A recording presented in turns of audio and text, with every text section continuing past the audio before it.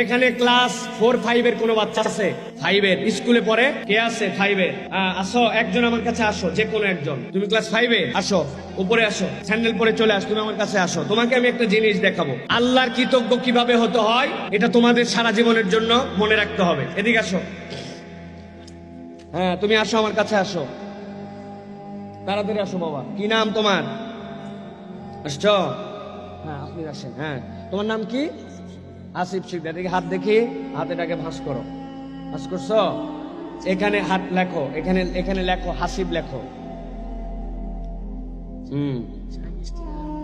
হ্যাঁ, পাঞ্জাবের স্টিকার তোমার হাসিব, ঠিক আছে, এইটুকু হলে হবে। হ্যাঁ, হাসিব শিকদার লিখছো না? ঠিক আছে, এবার এই বোতলটা খুলে এক ঢোক পানি খাও। হ্যাঁ, খাও। গুড, ফাইন, ঠিক আছে না? এখন এই বাচ্চাটা দেখেন, হাত দিয়ে লিখছে, এক ঢোক পানি খাইছে, তাই না? কিন্তু নামাজের কথা বললে নামাজ পড়তে মন চাচ্ছে না। আল্লাহ রাব্বুল আলামিন কি দিছে আমাকে, শরীর স্বাস্থ্য আমার এরকম, আমি আসলে কিছু পাই না। আল্লাহ কৃতজ্ঞ হচ্ছে না মন, কৃতজ্ঞ কেমন করে হবে? এদিকে আসো। তুমি যাইও না, এত তাড়াতাড়ি কই যাচ্ছ? তোমার অনেক কাজ বাকি আছে, দাঁড়াও। আল্লাহর কৃতজ্ঞ কেমনে হয় দেখেন। এদিকে হও, এই দুইটা নখ দাও। হ্যাঁ, হাত দাও।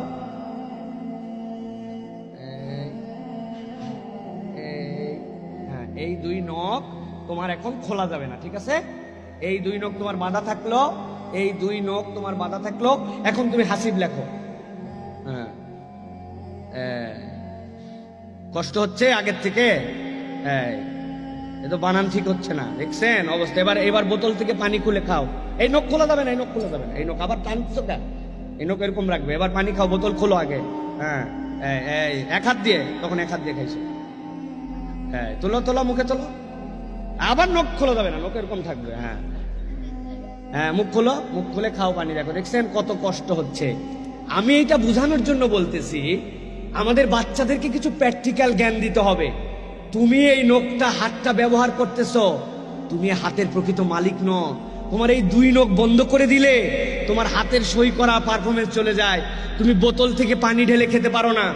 আরেকটা জিনিস বলি, মানুষ খায় দুই দিক দিয়ে, মুখ দিয়ে খাইছে না, আরেকটা খায় নাক দিয়ে। নাক দিয়ে কে দেয়? অক্সিজেন। আপনারা বাজার থেকে কিনে আনেন তো না? ব্যাগে করে আনেন না পলিথিনে?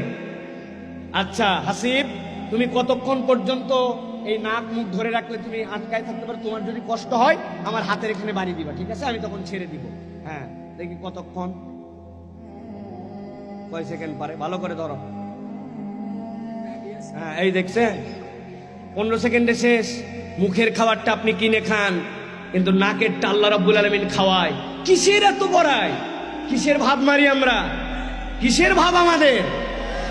সুতরাং এই অ্যারোগেন্স অফ নলেজ সব জেনে ফেলছি, আল্লাহর বিধান ভাল লাগে না। জি না, নিজেকে মাঝে মাঝে পানিশ করবেন, নাক মুখ ধরবেন। আল্লাহর নামাজ পড়তে মন চাচ্ছে না, ফজরে উঠতে মন চাচ্ছে না, দরকার নাই।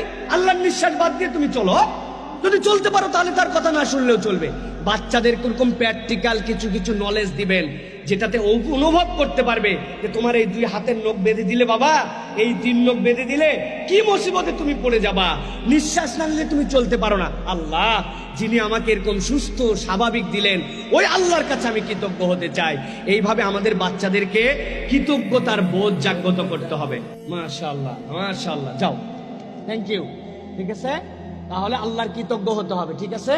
আল্লাহর কৃতজ্ঞতা আমাদেরকে বুঝে বুঝে স্মরণ করে করে আদায় করতে হবে। আল্লাহ হাসিবকে বড় করে করুন, আল্লাহুম্মা আমিন। মাশাআল্লাহ, আমি 3টা পয়েন্ট বলেছি আপনাদের কাছে, শুকর পর্যন্ত এসেছি। সর্বশেষ 5 নম্বর, জীবনের সফলতার জন্য ধৈর্য লাগবে, আপনার সবর লাগবে। আপনি একদম সবকিছু অচিরেই দ্রুত সবকিছু হাতের মুঠায় পেয়ে যাবেন এরকম নয়। আপনাকে সব এক্সাম্পল সেট করেন। আর বাপ পিতা যারা, তাদের জন্য একটা কথা বলবো, আপনাদের পছন্দ হবে না। বাপেরা এত ব্যস্ত, এত ব্যস্ত। এখন মানুষ জিজ্ঞাসা করে আপনার বাচ্চার খবর, বলছে ভাই ওর পড়ালেখার বিষয়টি আমি বলতে পারবো না, আর মায়ের কাছে শোনেন। আর মা এগুলা খবর রাখে। যেই বাপ নিজের জীবনের ব্যস্ততার জন্য তার সন্তানের খবর রাখে না, মায়ের উপরে চাপায় দেয়, এটা একটা ব্যর্থ বাপ।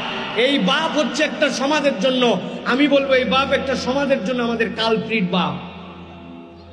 আপনি আপনার এত ব্যস্ততা, আপনার উত্তর প্রজন্ম, সে আপনার বংশ, সে আপনার রক্ত, সে আপনাকে সামনে প্রেজেন্ট করবে আর আপনি তার খবর জানেন। আপনার এত ব্যস্ততা দুনিয়ার বুকে, এটা কাজ দিবে না প্রিয় ভাইরা।